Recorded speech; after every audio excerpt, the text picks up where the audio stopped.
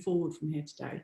And with that, I think we're going to officially kick off. I'll hand it to you, Gary. Yeah, thanks, Elaine. As Elaine said, welcome and thank you for turning up to this webinar about how to support people of colour in the workplace, about allyship and about everything that goes along with that. This is the third in a series of Race at Work webinars that Project 23 are putting on. So far, the attendance has been amazing and the support we've received has been great. So again, a big thank you for doing that. Just before we get into it, and just before I allow all the panelists to really introduce themselves, a big thank you to first of all, our BSL interpreter, who Sharon is there, and also Orla from mycleartext.com. I'm going to post details about it in the chat a bit later. So if you, with regards to access or with regards to contact details, it's all going to be in the chat shortly. Quick intro about Project 23. So Project 23 is an organization designed to help companies create inclusive cultures and everything that goes with that. We believe that, if you do create inclusive cultures, if you create a greater environment for diversity to exist and to thrive, the benefits are endless from a human perspective and from a bottom line business perspective as well. And that's exactly kind of like what we're going to be talking about today, all the benefits that go with diversity, that goes with allyship, that goes with better support for people of colour. I think if there's one question that I've been asked the most in the past few months, especially by whether it's white colleagues or clients or just part of my network, it is about proper support for people of colour, nothing in the performance space or the kind of like, tokenistic space, but proper support, how to really support people of colour in the workplace. So we've got three experts today who are going to talk about, their experience, their points of views, their expertise on this subject to hopefully get some real takeaways. That's exactly what I'm hoping for as your host, to really garner some explicit takeaways and actual actions that you can put in place when you go back to your desk, so it'll be back to your Zoom camera tomorrow and beyond. In terms of timing, the whole thing should last about 45 minutes. We'll allow 5 to 10 minutes for a bit of Q&A at the end. I'll keep an eye on the questions as they come in, so don't wait to the end, just submit them as they come to you, and I'll make sure they get asked at the end. If we get loads coming through, we'll probably extend for 10, 15 minutes on the end, but we'll have a hard cut-off after an hour. So that's everything for me. I'm going to disappear. I'm going to pass over to Elaine to allow all the guests to introduce themselves. Hello, thank you very much. So I am, along with Gary, the co-founder of Project 23 too, absolutely 100% share those same values of the importance of inclusive cultures. And it leads us to kind of, part of why we're here today is because this is also who we are. We want this stuff in the world more. There needs to be more people who keep the news cycle going and talk about these issues. And that's essentially what Project 23 does, but what we have to do as individuals as well. So I'm proud to be part of this, and I hope it will be useful to you all. I'll let the others introduce themselves. Take it in turns, however you want. Go on, Mac. I was going to let you go first, Hayley. Oh, we're going to debate over this. All right, go on, I'll go. So my name's Hayley. I'm a diversity and inclusion consultant. I work independently and also very recently joined Project 23 as the third person in the team as an associate. So my background has always been in diversity and inclusion. It's my life's work and my passion. One of my areas of expertise is on race fluency, creating race equality within workplace cultures, as well as well-being in the workplace. So I'll probably talk a little bit about that today.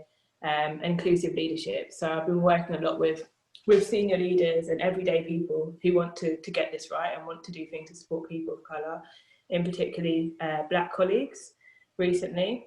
So I'm really, really excited about this because Mac, Elaine, Gary, you're three of my favourite people working in this space. So it's really cool that we're doing this.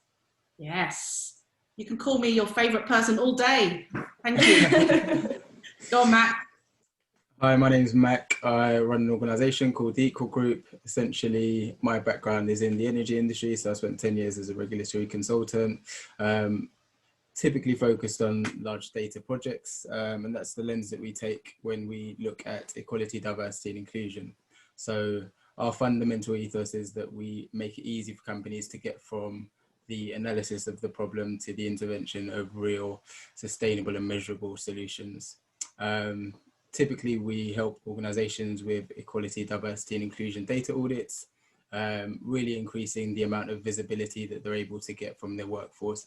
Just to bring that to life a little bit, we've recently helped an organisation get 97% visibility of all protected characteristics within their organisation, as well as the inclusion side of things as well. So not just looking at who's in the organisation, but also looking at how those individuals feel. Got it. As Hayley said, really pleased to be here. I think this is an amazing work and looking forward to a really good conversation. Wicked, thank you. And I just want to remind everyone too that, you know, as much as we are so privileged to have you two join us, not just because of that expertise that you talked about there, but because you are of colour as well, and you have worked in workplaces before, and I'm glad and grateful that you bring that experience here, because I think that's kind of what this is about. It's about, for me today, what we're hoping to do, as well as give you all some practical takeaways about what turning up, showing up, supporting, advocating looks like and is. We want to kind of bring this to life a little bit. We are people at the end of this. There are people that you will be helping at the end of this, rather than just calling yourself an ally. And I think actually, maybe that's a good place to start. Mm-hmm. Bless you, Sharon. I think that's a good place to start. So I have a note here. The first thing I wrote, what is an ally? Anyone want to go? By the way, we are going to go for this, and I'm wanting us to spit truths, be as honest and as brutal or as compassionate as you like. Talk over each other if you want. I will moderate you two with joy. I'll ask you first, Hayley. What is an ally? Thanks for giving me that permission, Elaine, because I think you know how I feel about the term ally. I think it's something that's been used a lot in the past few months, and I think the most important thing for us to talk about today, obviously we're talking about allyship, which we all recognise is a verb rather than a noun, and it's not a label that you can put on yourself. So for me, I think we use the word with caution, because actually what we're talking about when we talk about allyship, and just putting aside how I feel personally about the word, I think it's about showing solidarity. It's about doing the work and taking on struggles and inequality as your own. It's not about saying, I support this, it's all about me. It's actually about what you do and how you can show that solidarity, and how you use your influence, how you use your privilege, and how you use your power and your goodwill as well, to do something which advances a cause that's not your own. Yes, yes. So thinking about what you're doing rather than what you are. Exactly. Matt, how do you feel about the term ally or allyship? Absolutely hate the term, can't stand it. I think it's a complete nonsense. And really what it comes down to is when we talk about things like noticing inequalities and speaking up for people, it comes down to being a human being, really. I think there's a certain paradigm that we're in now where people rush to label themselves something, you know, I'm an ally, I'm an advocate, I'm an activist, and all of these labels that we put on ourselves, when really what we should be trying to pursue is consideration of how human we are. You know, are we willing to notice disadvantage, to notice inequality and say nothing? Is that where we've got to as a society, where it's the norm to not say anything, and then the moment you say something, all of a sudden you're an ally? No, you're not. You're a human being. So let's work towards being human beings, if possible. Yeah. That being said, though, I'm going to play devil's advocate to myself and Mac. I know we share similar opinions to this, but I think if I look at it from a sort of less cynical way and take my own personal feelings out of it, I think it has been good that people have actually wanted something to cling on to show that they're supporting, especially Black people, which, let's be honest, is an area that's been overlooked in the workplace for a long time. So I think if it's a word that people can relate to or sign up for, that makes them feel like they need to do things, I'm good with that. And I think it's around then how we challenge people to actually be the verb, not the noun. And I think the other thing is there are probably people in my life who I would call an ally, who've been an ally to me. So I think the other thing is maybe it's not something that we call ourselves, it's what people can call us. And if you're being called an ally, I think that's a great thing. But, you know, putting on your social media that I'm an ally is maybe not the best look. But I think if you're going to show support and you're going to be committed, then, you know, I'm all for it. It's an interesting one as well, because so we look at kind of contrasts all the time. So if you've got allies who are out there doing the work, what do we call people that don't do the work? Is there a noun for them? Is there a verb for them? Just out of interest. I think that those nouns are sometimes shushed, and we're not allowed to say those words, whether we use a word like someone who's complicit or, I don't know, racist, if you want to go push that further. Those are words that are often not allowed. And I think, again, that's probably why, to Hayley's point too, people are clinging to it, because we want to be good. You know, people are showing up because they want to be good, and they have that. I mean, what I take from this kind of first point, so I want to almost signpost the takeaways that we're giving as we go through this conversation, is that it's being an ally, it's how to ally, isn't it? It's a verb rather than a noun. And perhaps listening to you both, and with my own thoughts and my own kind of experiences behind it, maybe you take the word, the noun and the verb, it's about holding yourself accountable to the fact that it is a verb, reminding yourself that it's about action. Yeah, and I think that's definitely the point that needs to be made. You know, it's about doing the work. It's about actually what is it that would position you in that mold of being a ally. You know, I personally don't like the terminology, but somebody that is active in regards to reducing or noticing in the first place, noticing inequalities and then reducing the impact of those inequalities on certain groups. Definitely. I think the first point that makes me come to is thinking about us here. So, because noticing, understanding the inequalities is all the detail that goes with that inequality as well. And, you know, in our preparation, in our conversations about today, as we do, just to connect and be together, we talked about our own emotional labour that will be involved to show up today. And I just wanted us to talk a little bit about what we mean when we talk about the emotional labour that's involved for people of colour generally, and specifically at work, and what emotional labour means. And I mean, I'll kick us off with, you know, my understanding of emotional labour when I think about it is basically someone's need or feeling that they need to suppress or manage their emotions, basically just to be able to deal, just to be able to do what I'm supposed to do today, be professional, have impact, be compassionate. But in order to do that, I have to manage my feelings at times when it gets hard. Can you two add, do either of you two want to add to that kind of awareness of emotional labour?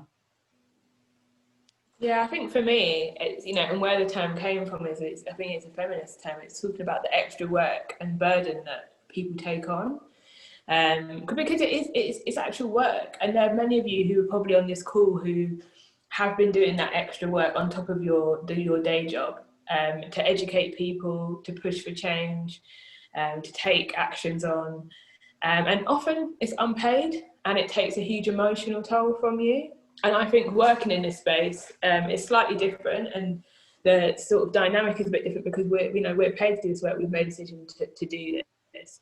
Not everything we do is paid. I know we do a lot of pro bono work and stuff in the community as well, but I think for me, where it's challenging is when you do have conversations and people don't necessarily recognise that you're coming into it, showing vulnerability, sharing your lived experiences, talking from a place of lived experience, and when people are dismissive or are not fully appreciative of where you're coming from as a practitioner who is someone of colour, it takes a lot more emotional energy for you. I think I've done a lot of sessions recently, and the ones that don't are the ones who are very receptive.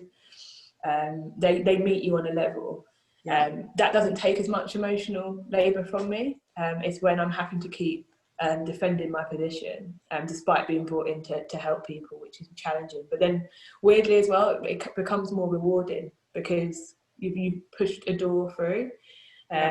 But then I end up crashing for about a week after it.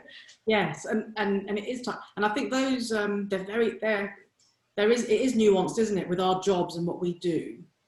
Mac, do you want to talk about a little bit about bringing that maybe more to life for those people who aren't in this industry and are just working? Like, what do we mean when we talk about emotional labour of a black man, if you want to bring it to your personal experience?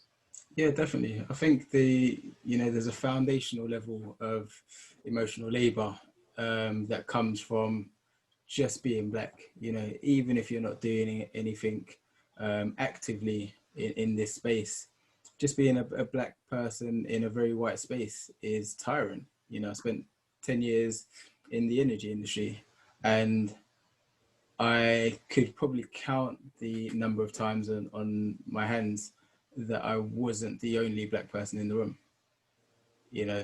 There's kind of this, and I talked about it with someone recently, in terms of when you go into situations that are almost exclusively white, you tend to take the whole black community on your back, and that is a very tiring and exhausting feeling. And then kind of going into situations and facing microaggressions and facing, the feeling that you can't necessarily be yourself, you can't necessarily react to situations in the way that you want to react to situations because of the negative stereotypes that have been kind of promoted and pushed to the fore. And then when you look at it through the context of kind of the social dynamic, looking at things like George Floyd, people's reaction was to turn to the black community or turn to black individuals and say, what do we do now? And there's an expectation that talking to my previous life, as an energy expert, I'm now expected to be an energy expert and an expert on black issues and kind of how to resolve systemic racism. And then you've got kind of the dynamics of being involved in, whether it's BAME networks or black networks at your workplace, feeling the need to engage on those things as well. So already we know that we have a perception, perhaps a reality, that we have to work twice as hard to get half as much. So we work twice as hard to get half as much in our day jobs. And then we have all of these other things that we need to do to join networks and to be active in trying to dismantle and tear down systems of racism and oppression. Where is the opportunity then to relax and actually enjoy your life? Yeah. And I want to kind of bring that to life a little bit more in terms of what we're trying to say here. You brought it to life. I want to kind of hammer home the point, I suppose, which is that this exists. And actually, thank you both for articulating that, sharing that, because I acknowledge that in doing that, that's, I was sitting here thinking, shit, have I just done that thing, right? But I also know that you have agency over your choices and stuff too, and what we're doing here. But what we're saying to everyone who is listening in terms of what's the takeaway here is to understand that that is going on, probably consistently. If you think about a feeling that you always have, that's just constantly there, and what you have to do to kind of move around that, that's what we're talking about, that it can be tiring to do this. So be aware of that if you are going to ask anything of anyone because of the colour of their skin. Or if there are conversations around race or racism, they're heavier conversations generally for people of colour, which again is why, in one way we're kind of celebrating the fact that more people are showing up, because if there's anything that I think I've taken over the last few months is that this movement of 2020 is I see and hear people starting to realise for the first time that this should not be left for black and brown people alone to do. And I think this is kind of why we're saying that and why that's important to note. Sorry, Mac, were you going to say something? Yeah, no, I was just going to add that there's a certain element of kind of disrespect in the view of companies in trying to resolve some of these inequalities. If you've got a situation where you've found a discrepancy in your accounts, you go to a professional, you go to an expert, you'd subcontract. You'd get somebody that knows what they're doing. But when it comes to issues of inequality, probably more specifically to the black community, there's an expectation that what you've got in-house will be able to solve those issues. And if you've got a history of not listening to black voices and not noticing black inequalities, what then do you expect to happen when you task your black colleagues with the work to actually resolve those issues? You've already proven that you've not listened to them in the first place. So what are you expecting to be the different outcome that you get? Yeah, and I think there's two things in that. I think part of it is we do expect people to explain and to share lived experience and to educate. And we shouldn't always have to do that. I think we need to give people a voice, which is part of being an ally. But, you know, there's so much information out there now. We're in the age of information.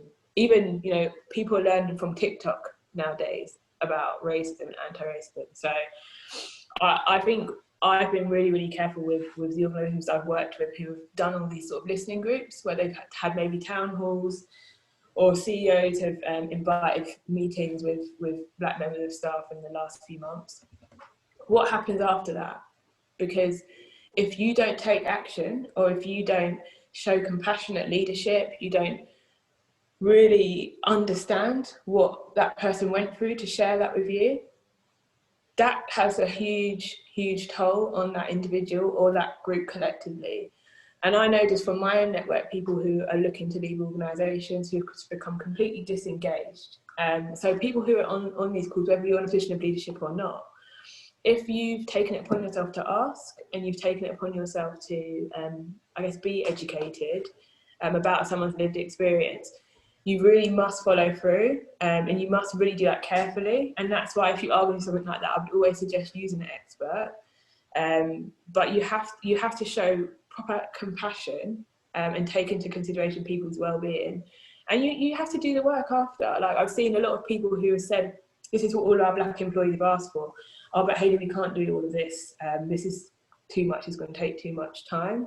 And that's really, really dangerous, because if people told you what they want and then you're not prepared to take it forward, it shows that you've not really listened. Yeah, so we're saying it's be aware of this is the first and foremost, which for some is bigger than others. And then it's don't, because I want people to listen to the verbs here, really, the actions. So don't ask people to do things which will make it worse for them. And if we are going to ask people to help, make sure that you have checked yourself around all these points and are completely confident and comfortable that you have the resources, the skills to be able to manage that, and make sure that you follow through. It reminds me actually, Hayley, of like another one of the actions that I think is absolutely about showing up in terms of work specifically, mentorship and sponsorship. You know, and I know that you've talked as well before about, so we, in terms of advocating and supporting people of colour at work, we can offer mentoring schemes specifically for those people, because the fact of the matter is, it's harder for people of colour, for the Black community to find mentors statistically, right? And in reality. But I loved what you talked about, Hayley, in terms of making sure we follow through. Would you talk to that a little bit, please? Yeah, I don't know if they're on this call, but I was talking to someone recently who works in a really interesting industry. I'm not going to name names because it might make things obvious, but when all of this kicked off, there was some high-profile people saying, I want to mentor some people of colour. So she applied to this mentoring scheme. I think she was one of 3 people who was shortlisted. And then the person didn't follow through with their promises. So what ended up happening was she'd done this application, they'd asked her to do this quite like laborious task, to be honest, and he was going to give her feedback. And then he just didn't respond for like weeks and weeks on end. She was chasing him.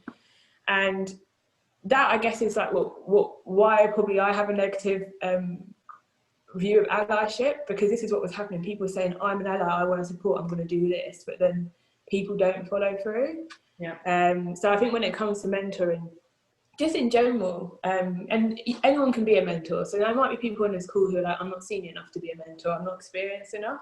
There's always people that you can support, but just make sure you really set aside time to do this. I mean, yesterday I was on a really interesting call with a client, and she said she had to go because she was speaking to an apprentice and she needed to make sure she made the time for it.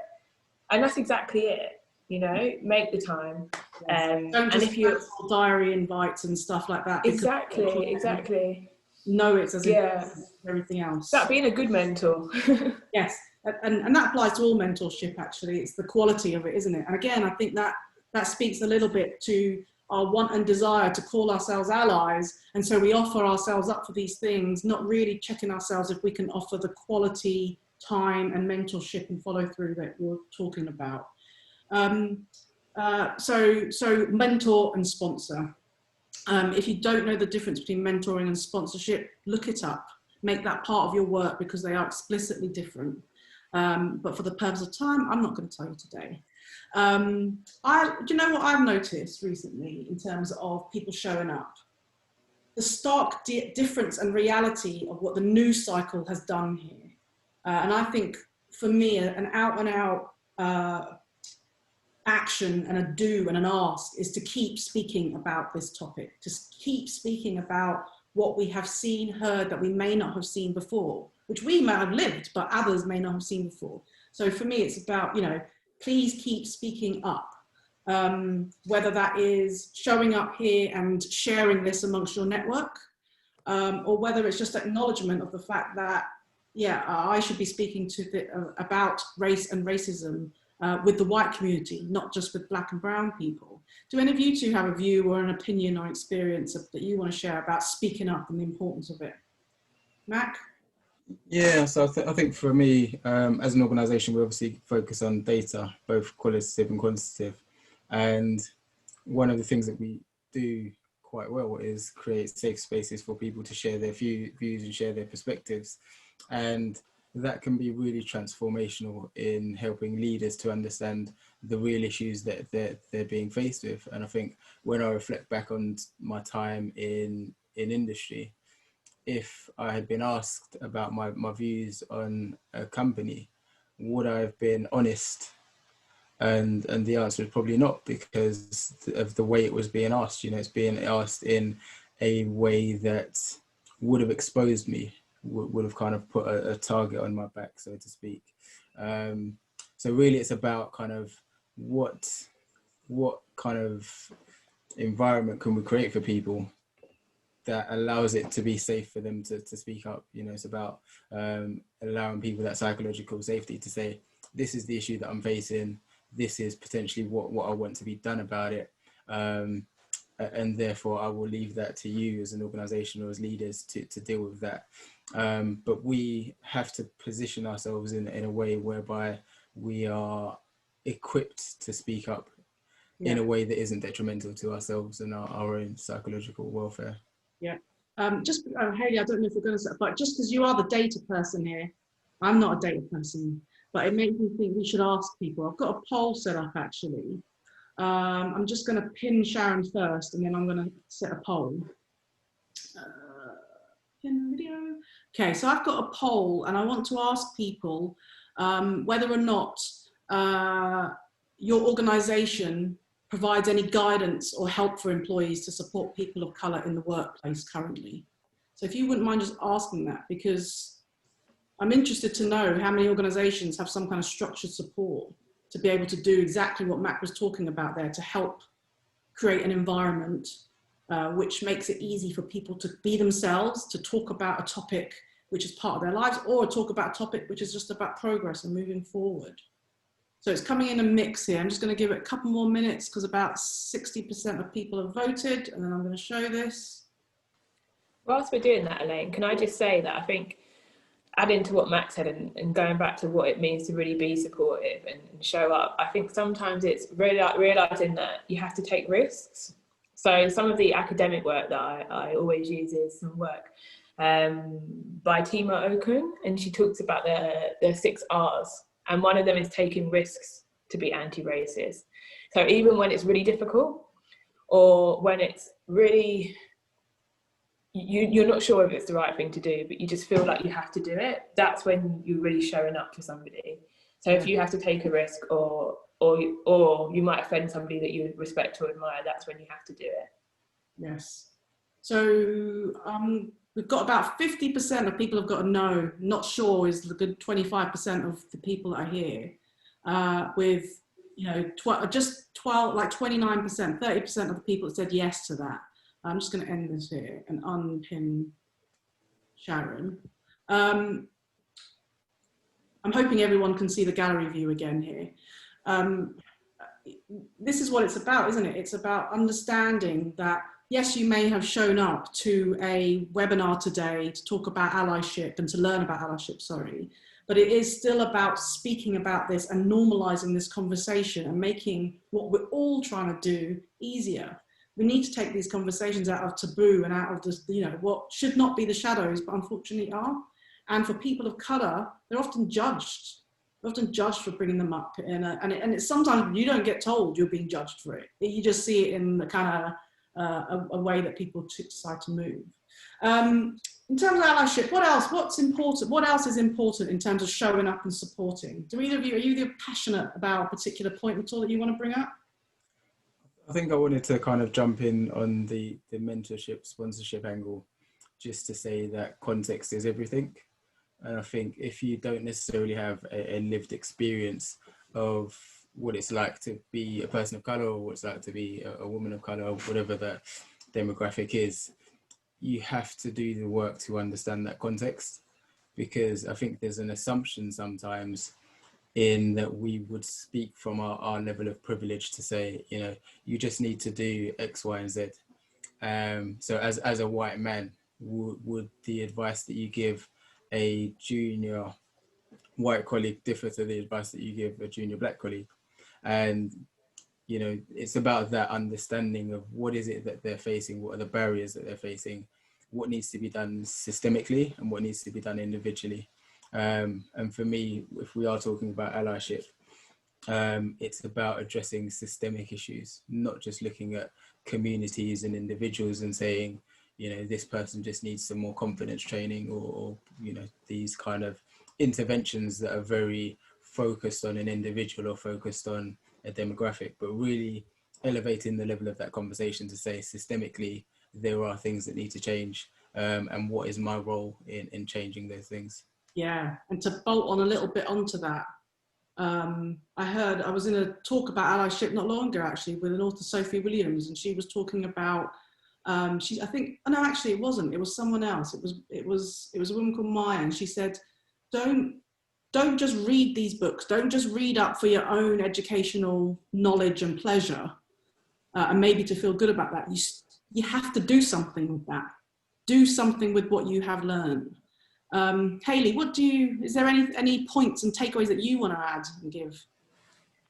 Yeah, I think one of the things for me is thinking about how we, especially when we're mentoring people, we're looking at talent, is often, you know, we've all heard of the term imposter syndrome.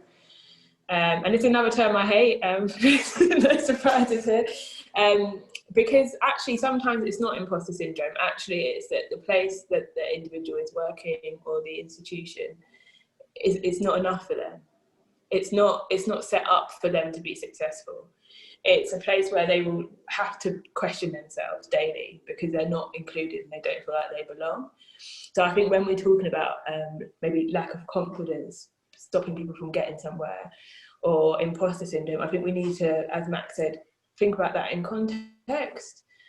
Because as well, how people present themselves, depending on whatever background or your intersecting identity, it will be different. So you shouldn't expect somebody that you're mentoring to be just like you. And also, what are you learning in those mentoring conversations? I'm not saying to extract labour, but something I always say is like, you know, you could be mentoring me, but there's a lot you could learn from me, somebody who's coming at life from a different experience. Definitely. Thank you. Yeah. Sorry, go on, Matt. Yeah, no, I was just going to kind of add to what Hayley was saying. I think there's a particular understanding sometimes, or expectation, that we all face the same issues, or that some of our issues are surface level. And when we talk about things like imposter syndrome, we really need to be looking at kind of how those things manifest. So you don't just wake up one day and feel an imposter.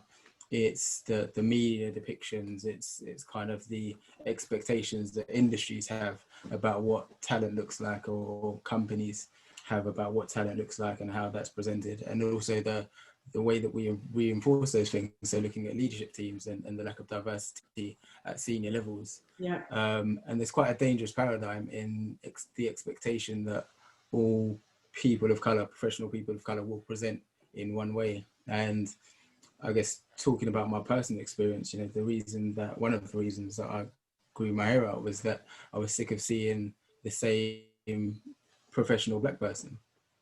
You know, there's one mold that everybody is expected to fit into, and if you don't fit into that mold, you're seen as less than. So I think there's work to do in terms of understanding some of the dynamics and the unfair expectations that we can perhaps have of people. Sorry. Yes. I was going to try and, because there's obviously lots here about the awareness of this, the depth of this. And I want to try and pin some of that awareness to other actions for people. So I have a feeling that lots of people have signed up for this because they want to know how to call stuff out. I reckon that's a lot for people, how to call out whether it's a microaggression or when they see white privilege happening, and how to do that. So, because as you were speaking there, both of you, I thought about, you know, this is the situation that we're in. What will happen is that we might be in situations where, or you might be in situations where you have seen white privilege in action, that perhaps you are getting asked to do stuff or given opportunities that could go to someone else, but they're often not going to people of colour. And I think, because I kind of want to blitz through a few out and out takeaways here, almost like a listicle, when BuzzFeed was around, if that's apt here. I don't think it is, but I want to give people stuff. So when we're talking about calling out, when we see white privilege, I think it's definitely about noticing that first and foremost, which has to come from this understanding of what the reality is. But I want to just add clearly that I think in those situations, you might have to give up some of your privilege sometimes in order to be able to move out the way, acknowledge what you have seen, and give someone and elevate someone with an opportunity that they might not have gotten because of the colour of their skin. That's what I would recommend, certainly in terms of calling out when white privilege happens.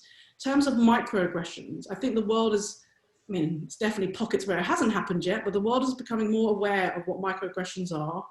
Have you, either of you, got any advice on how you could call out a microaggression to people who are not of colour, to white people? Does anyone want to take it? Go on, Hayley. Yeah, I think one of the things that you can do if you're not a person of colour is you make people understand that it's not something that people are just overreacting about. So I think the key thing with microaggressions, and why the term is quite difficult for some people to get their head around sometimes, because it's not necessarily the thing that you would report to HR, though I definitely recommend everyone does report discrimination. I think sometimes it can be very subtle things that are not always easy to pinpoint what's wrong with them. So if you're not a person of colour and you can educate yourself around why microaggression is harmful, then you explaining that, it takes away that emotional labour, going back to what we were discussing.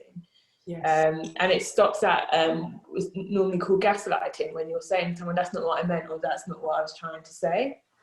So if you as an ally can step in and say, oh, actually, I've heard that this is a common microaggression, or even just asking people to clarify what they meant by what they just did, because often we think about microaggressions as words, but it can also be actions, right?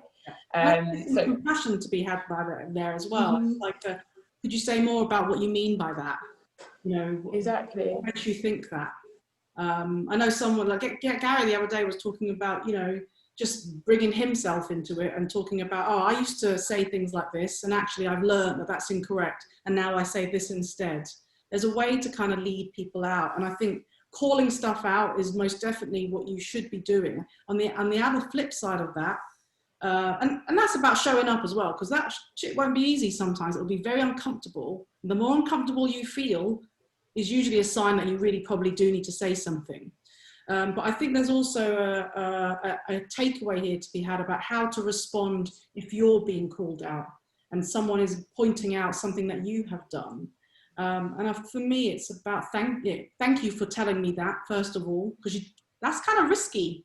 You know what I mean? I don't know if that's happened to you, and you're the person of colour maybe, or you're not. Maybe you're a white person and you've done this before, and it's awkward and it feels risky. So there is some thanks to be had for that emotional labour that person has put in, and an apology, a sincere apology. So acknowledgement of the act, of pointing out, an apology, a sincere one, which has depth and meaning attached to how you have done or what you have said. And maybe you can talk about, I hadn't thought about it that way. I clearly need to learn or relearn or unlearn and I will hope and promise them not to do that again. I think people sometimes just need the vocabulary and way to articulate what might be going on in there, which, to be honest, can be guilt or shame or embarrassment. So I hope... Yeah. It's about not centering your guilt and your shame as well in that. Like, you should feel bad if you do make a mistake, but it's not about you and it's not about your emotion. Yes. So I think naturally as human beings, we instinctively want to defend ourselves. Yes. And this is where the sincere apology comes in. It's about not saying, oh, but I didn't mean it in that way. I'm just trying to be a good person, be a good ally. That's not an apology. Yes. You might want to take that away with you and reflect on how you feel. That's fine. All feelings are valid. But in that moment, you've got to be sincere and just take it on the chin. Definitely. And don't bring it up again with them another time. That's just centering yourself again, because then you're just making them relive it. Once you've apologized sincerely, you've apologized, move on. I'm conscious of time, and we had lots to get through, and we did. I just want to share quickly, for those of you who, I know some people like visuals and like to put things down and screen grab stuff for your own references. So I just want to quickly share screen here. I'm going to pin Sharon again, and I'm just going to quickly share screen some of the things that we went through today, not to talk through, but for you to screen grab effectively. Elaine, can we just check that Sharon's visible for everyone, because you're still pinned on mine? Okay. I'm going to unpin the video.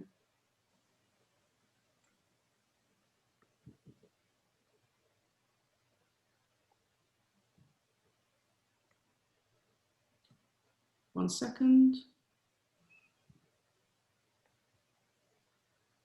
I've stopped sharing. Yeah, Elaine, I think you might have to start sharing first and then pin Sharon. I think instead what I'm going to do, because I think I'm having a problem with pinning Sharon, what I'm going to do instead is add in those slides and those notes for the follow-up email that goes around. Apologies.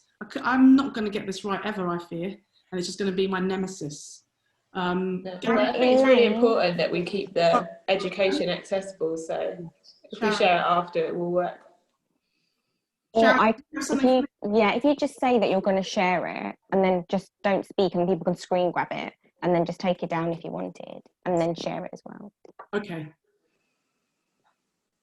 Do you know what, actually, I think I'm going to I will share and follow up, because everyone will get it if they've registered. Gary, did you want to come back? Thank you both. I'm assuming we've got questions. I can see some of them coming up, and I'm conscious of time too. Hello, Gary. Hello. Yeah, we do have a few questions actually. One question that's come in is about, back to that kind of like calling out microaggressions or racism or whatever it might be. I think we see almost like two lanes of this in the mainstream. One is obviously on social media. We see a lot of that.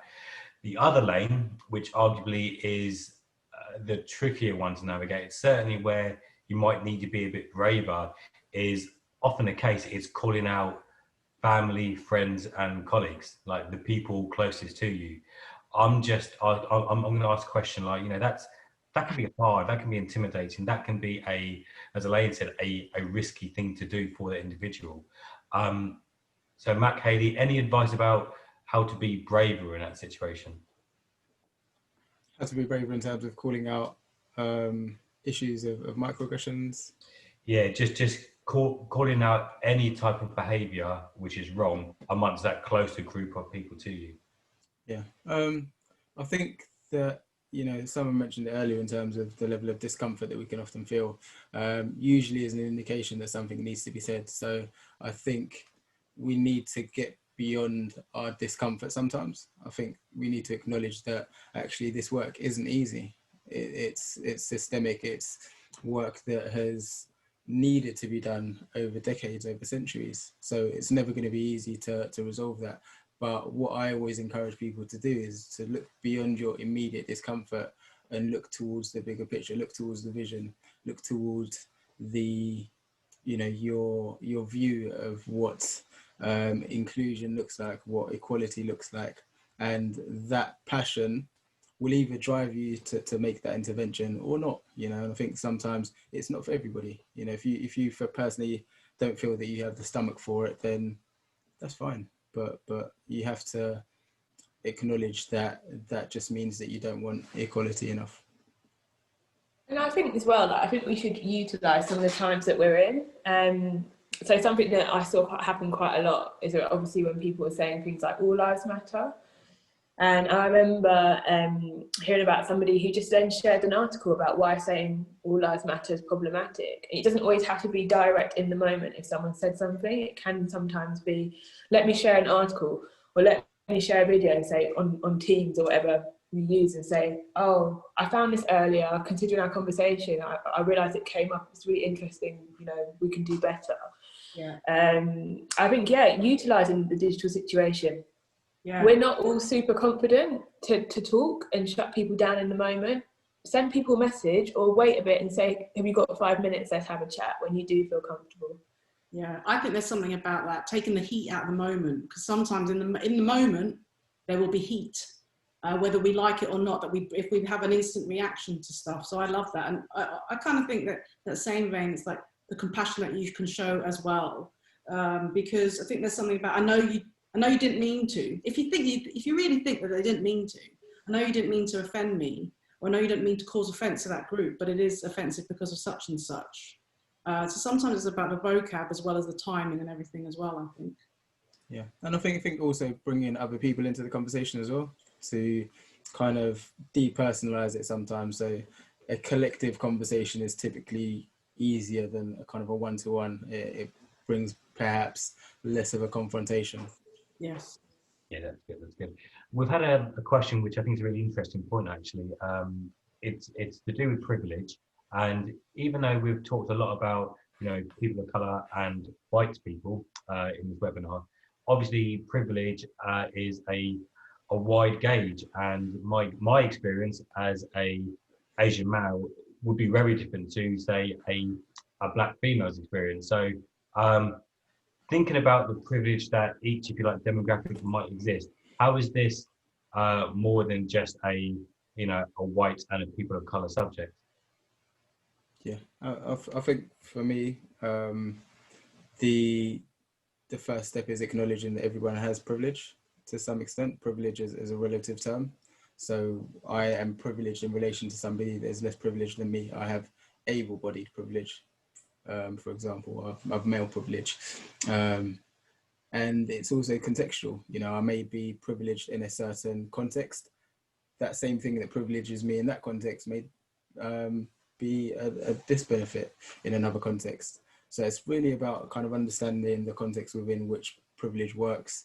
And I think, you know, the question was geared at, you know, what are the other considerations that we can bring into kind of this conversation of privilege. But for me, it's just about understanding how privilege works and understanding that it's not one-dimensional. Yes. Hayley, do you want to add to that? I wasn't sure if Hayley was going to go. I mean, I think this is, I absolutely agree with Mac, and it is about understanding what privilege is, that we all have it. And to go with that, it's almost like, to go with that is what intersectionality really means, and how that affects this, and how different things are compounded by different facets of who we are as individuals, knowing that we're all individuals, plus context.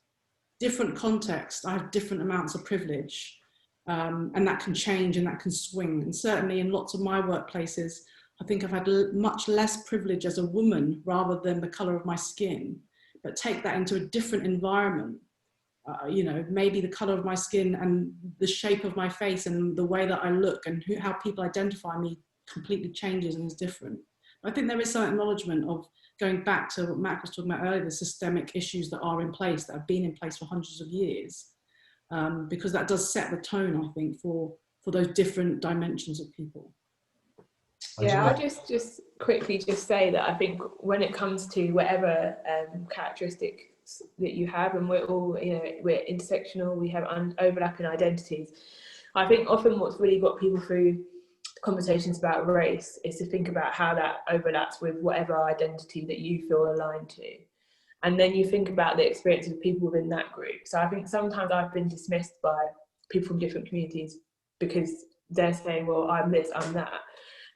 But actually there are people who are within your communities who are oppressed, who have other layers of oppression on top of that. And we really need to talk about them. We need to talk about Black trans women, for example, who are being killed at an alarming rate.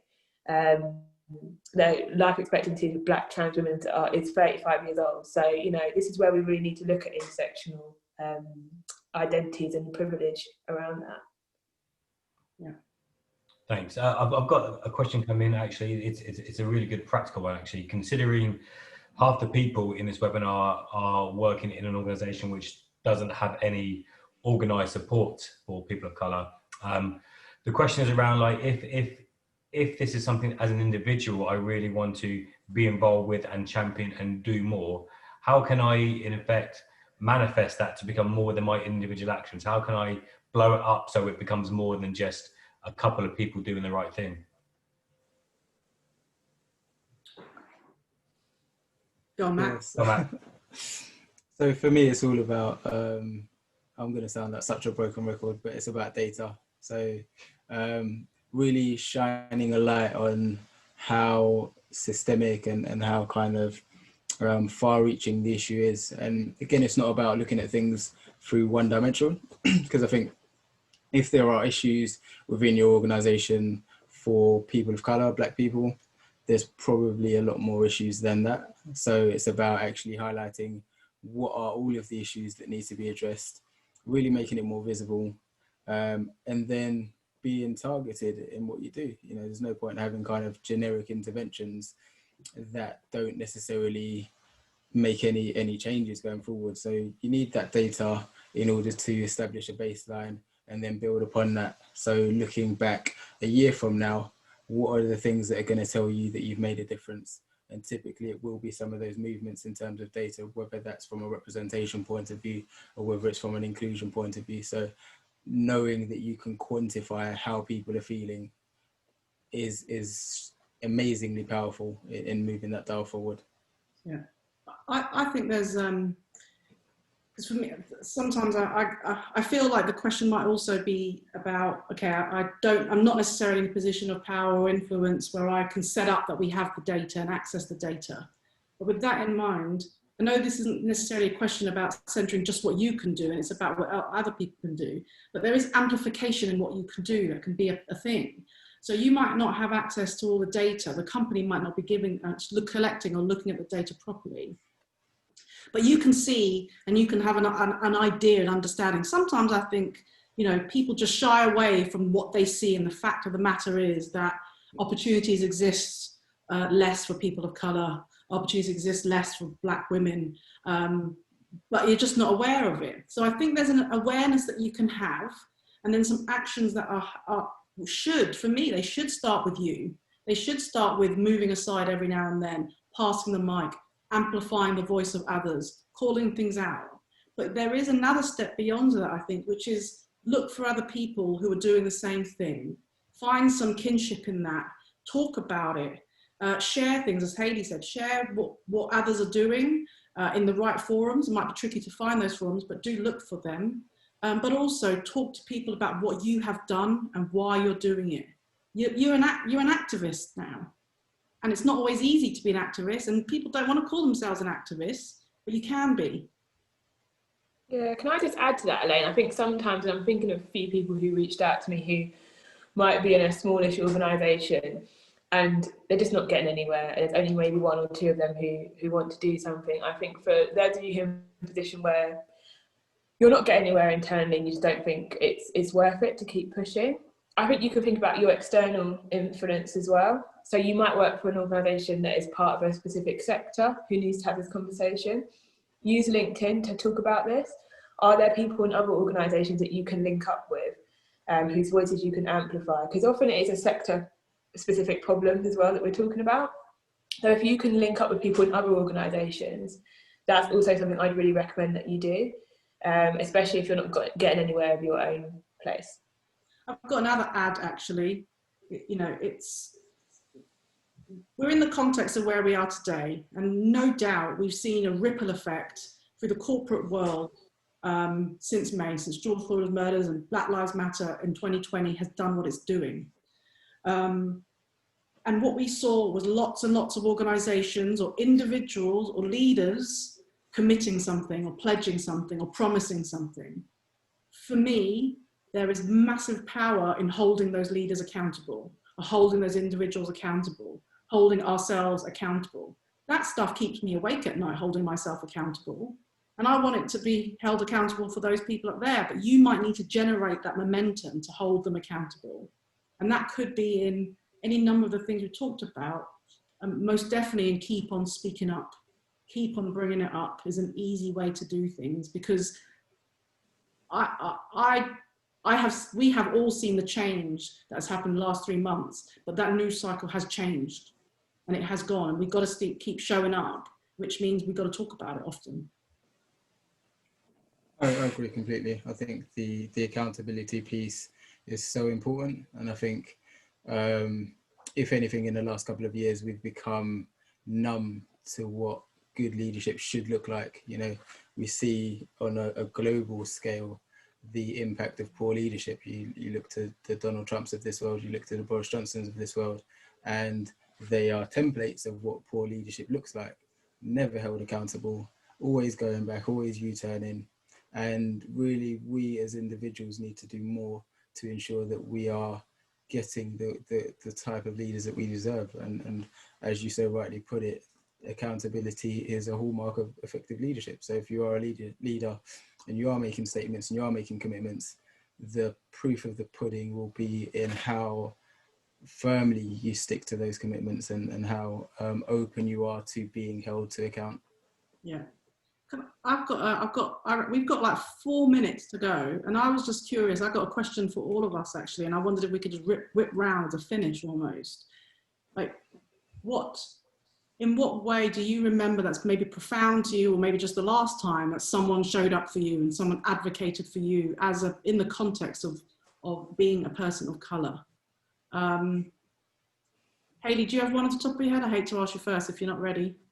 Yeah, two actually. I think one where people have always put me forward for opportunities and sent people my way, and been able to speak about me when I'm not in the room, which I think when it comes to development, there's a massive progression gap for people of colour in all workplaces. Yes. So being able to put people forward for opportunities and talk up people. One person separately to this, I remember somewhere that I've worked before, where I experienced, I wouldn't even call it a microaggression actually, now I think about it, it was pretty just racism, harassment. And I, straight away spoke to this person about it. And instead of me keep trying to chase and follow up what was going to happen, she took that on and took that out of my hands and said, leave it to me, I'm going to keep doing it. I mean, she wasn't in HR, but she just kept asking questions around what we're going to do about this, how we're going to handle this. And that meant a lot to me. Thank you. Matt, do you have an example where, Yeah, so similar to Hayley, it's not kind of one example. Exactly as Hayley said, it's about people speaking about you when you're not in the room, people promoting you, people bringing you into conversations. And I think there's a growing acknowledgement from me of kind of people that are doing that in my life. I think it's super important. I think people that understand the context, people that understand actually the power of having certain voices in certain rooms and bringing them into situations. So there's not kind of one example I can give, unfortunately, but there's many. Yeah, thank you. Just, I mean, I think what I hear is the continuous support, isn't it? And the fact that you need support and you want that, and taking it. And those are the things that make a difference, to be honest. I think sometimes in this space there's a tendency to focus on the individuals, individual instances of when people have been allies or when people have advocated for you, but it's about that continuous drive, that continuous push. Thank you. Gary, I'm going to finish on you. Yeah, very quickly. I'm just going to quickly address two questions we haven't answered in a super quick way. So first of all, to answer the question, the term BAME is definitely problematic. The acronym BAME is slightly less problematic, but again, I've never heard anyone who is BAME or BAME use that term themselves. So yes, it is problematic. Second question, do we need to move as a society from being not racist to actively anti-racist? Hell yes. That's it. Those two questions done, I think. My quick my quick kind of like advocate point is happened a week ago last Tuesday when I went to a restaurant with my wife for her 40th birthday, and no one else in the whole restaurant. Actually, it wasn't a restaurant. It was a slightly flash pub, and I got turned away because I wasn't smart enough. Without reading too much into it, I didn't have the energy or the effort to argue that, but my wife did, and she advocated on my behalf and took it up with the manager and took it forward. So something really simple as that, to me, is standing up for me. Thank you, everyone. Mac, Hayley, Sharon, all are on my good text, and actually Gary, as my partner in crime here. Thank you for showing up in it. Thank you for connecting with us and offering. I do thank you for your time, but I definitely thank you for sharing and like your personal experiences, your opinions, in order to help people on the other side of this. I just want to say again, for everyone who has showed up, thank you for taking part and showing up. Our last point, if anything, I think is a key takeaway here, is thank you for showing up. Please do the actions that go with this. You might not have even taken any practical takeaways from us right here, but no doubt you should be looking for them anyway and trying to put those in place as well. So whether it's sharing this, asking other people, calling stuff out, turning up, understanding emotional labor, keep speaking up, and keep doing what you're doing. Thank you, everybody. See you later. Thank you, everyone. Bye. Thanks, everyone.